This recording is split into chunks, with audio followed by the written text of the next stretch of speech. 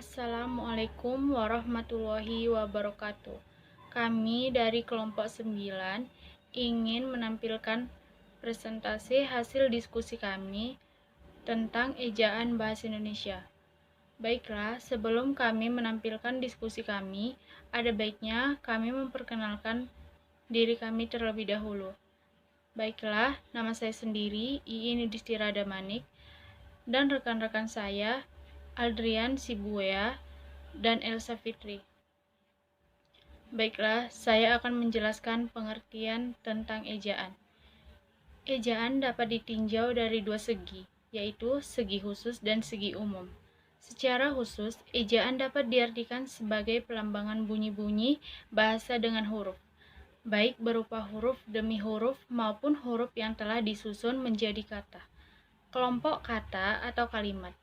Secara umum, ejaan berarti keseluruhan ketentuan yang mengatur pelambangan bunyi bahasa, termasuk pemisahan dan penggabungannya yang dilengkapi pula dengan penggunaan tanda baca.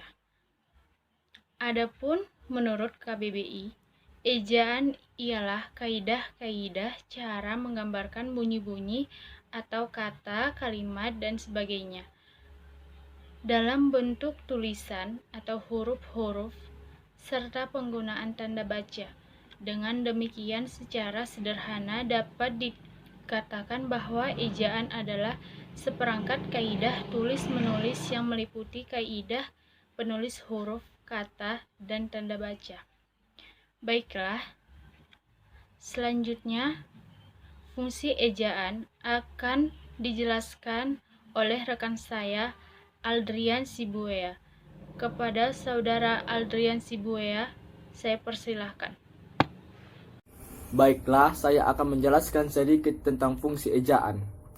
Yang pertama, landasan pembakuan tata bahasa.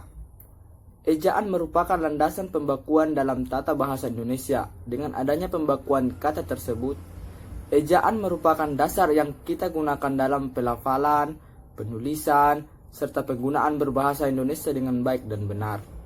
Pembakuan dalam bahasa Indonesia perlu dilaksanakan dengan mengisahkan, yang pertama, kodifikasi menurut situasi, ragam, dan gaya bahasa. Yang kedua, kodifikasi menurut struktur bahasa sebagai sistem komunikasi yang menghasilkan tata bahasa dan kosakata serta peristilahan yang baku. 3. Tersedianya saran pembakuan seperti kamus, ejaan, kamus umum, buku tata bahasa, pedoman umum ejaan, pedoman pembentukan istilah, dan pedoman gaya tulis-menulis.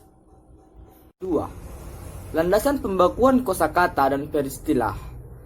Selain sebagai landasan tata bahasa, ejaan juga berfungsi sebagai landasan pembakuan kosakata dan peristilah. Usaha pembakuan kosakata bertujuan agar cepat tercapai pemakaian bahasa yang cermat, cepat, dan efisien dalam komunikasi.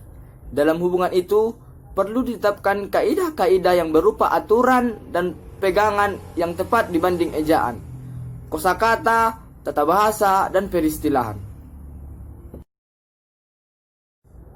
Ketiga, alat penyaring masuknya unsur-unsur bahasa lain ke dalam bahasa Indonesia. Sebagai bangsa yang kaya akan bahasa Indonesia merupakan satu bahasa nasional yang kita miliki. Maka untuk mewujudkan bahwa bahasa Indonesia adalah bahasa yang baku, perlu ada kaidah-kaidah bahasa untuk mempersatukan antara suku satu dengan suku lainnya. Dengan adanya ejaan tersebut, maka bahasa Indonesia juga berfungsi sebagai alat penyaring masuknya unsur-unsur bahasa lain ke dalam bahasa Indonesia. Dengan adanya ejaan yang telah disepakati untuk suatu negara, maka bisa disimpulkan bahwa bahasa Indonesia adalah bahasa pemersatu di antara bahasa-bahasa yang ada di negara kita. Mungkin kita bisa menjumpai 1000 bahasa yang ada di negara ini, tapi tidak halnya dengan bahasa Indonesia yang telah ditetapkan kebakuannya. Jadi, ejaan bahasa Indonesia merupakan ciri khas bahwa kita adalah warga negara Indonesia asli yang mengerti akan ketetapan bahasa yang ada. Secara praktis, ejaan berfungsi untuk membantu pembaca dalam memahami dan mencerna informasi yang disampaikan secara tertulis. Terima kasih. Assalamualaikum warahmatullahi wabarakatuh. Perkenalkan, nama saya Elsa Fitri. Baiklah, di sini saya akan menjelaskan perkembangan ejaan bahasa Indonesia. 1. Ejaan Van Ophisjen. Ini merupakan pedoman resmi ejaan pertama yang diterbitkan pada tahun 1901 Pi. Bahasa Indonesia waktu itu masih disebut sebagai bahasa Melayu. Bisa ditebak dari namanya. Ejaan ini disusun oleh orang Belanda bernama Charles A. van Ophisjen dan dibantu oleh Engku Nawawi, Gerard Seyton Momen, dan Muhammad Thayyib Seyton Ibrahim. 2. Ejaan Swendi. Ejaan ini menggantikan ejaan van Ophisjen setelah diresmikan pada tanggal 19 Maret 1947. Berdasarkan Surat Keputusan Menteri Pendidikan Pengajaran dan Kebudayaan Republik Indonesia Nomor 264 atau BHGA. Pembaharuan dari ejaan Swendi terletak dalam penggunaan diftong atau gabungan dua huruf vokal, OE yang diganti menjadi huruf U dan dihapuskan tanda apostrof. Tanda apostrof ini diganti menjadi huruf K atau tidak ditulis sama sekali. Yang ketiga, ejaan Melindo. Melindo ini akronim dari Melayu Indonesia. Draft penyusunan ejaan disusun pada tahun 1959 atas kerjasama Indonesia dan Persekutuan Tanah Melayu yang dalam hal ini adalah Malaysia. Perubahan yang diajukan dalam ejaan ini tidak jauh berbeda dari ejaan pembaharuan. Keempat, ejaan pembaharuan. Melalui Kongres Bahasa Indonesia 2 di Medan tahun 1954, Profesor Muhammad Yamin menyarankan agar ejaan Swendi disempurnakan. Pembaharuan yang disarankan panitia yang diketuai Prijono dan E. Katopo antara lain membuat standar satu fonem, satu huruf, dan diftong. AI, AU, dan UI dieja menjadi AY, AW, dan OY. Selain itu, tanda hubung juga tidak digunakan dalam kata berulang yang memiliki makna tunggal seperti kupu-kupu dan alun-alun. Tapi ejaan ini tidak jadi diresmikan dalam undang-undang. Yang kelima, ejaan LBK atau Lembaga Bahasa dan Kesusastraan.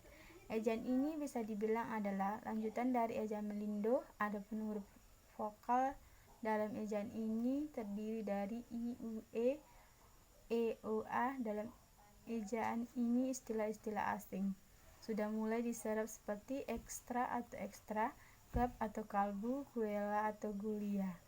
Yang keenam, ejaan yang disempurnakan atau EYD.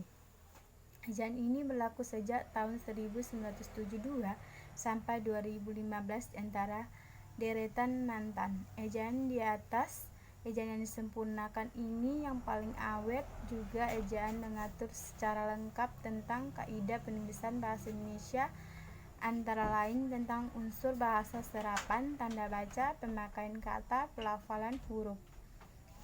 Penggunaan huruf kapital dan penggunaan cetak miring. Selain ini huruf F, V, Q, X, dan Z yang kental dengan unsur bahasa asing resmi menjadi bagian bahasa Indonesia. Yang ketujuh, ejaan bahasa Indonesia atau EBI. Berdasarkan Peraturan Menteri Pendidikan dan Kebudayaan Republik Indonesia Nomor 50 Tahun 2015 tentang Pedoman Umum Ejaan Bahasa Indonesia, EBI pun resmi berlaku sebagai ejaan baru bahasa Indonesia katanya. Latar belakang diresmi ejaan baru ini adalah karena perkembangan pengetahuan, teknologi, dan seni sehingga pemakaian bahasa Indonesia semakin luas. Ejaan ini menyempurnakan ejaan yang disempurnakan terutama dalam hal penambahan diftong, pengguna huruf kapital, dan cetak tebal. Selain berkembang dalam ejaan, bahasa Indonesia juga mengalami pembaharuan dan teknologi. Baiklah, saya akan melanjutkan penggunaan kata dalam bahasa Indonesia. Salah satu hal yang diatur dalam ejaan ialah cara pelafalan atau cara pengucapan dalam bahasa Indonesia. Pada akhir-akhir ini sering kita dengar orang melafalkan bunyi bahasa Indonesia dengan keraguan. Keraguan yang dimaksud ialah ketidakteraturan pengguna bahasa dalam melafalkan huruf. Kesalahan pelafalan dapat terjadi karena lambang atau huruf diucapkan tidak sesuai dengan bunyi yang melambangkan huruf tersebut. Kaidah pelafalan bunyi bahasa Indonesia berbeda dengan kaidah bunyi bahasa lain, terutama bahasa asing seperti bahasa Inggris, bahasa Belanda, dan bahasa Jerman.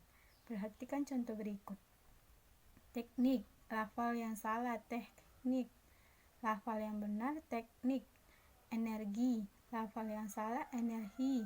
Energi, lafal yang benar, energi. Masalah lain yang sering muncul dalam pelafalan ialah mengenai singkatan kata dengan huruf. Sebaiknya pemakaian bahasa memperhatikan pelafalan yang benar seperti yang sudah dilakukan dalam ejaan. Sekian dan terima kasih.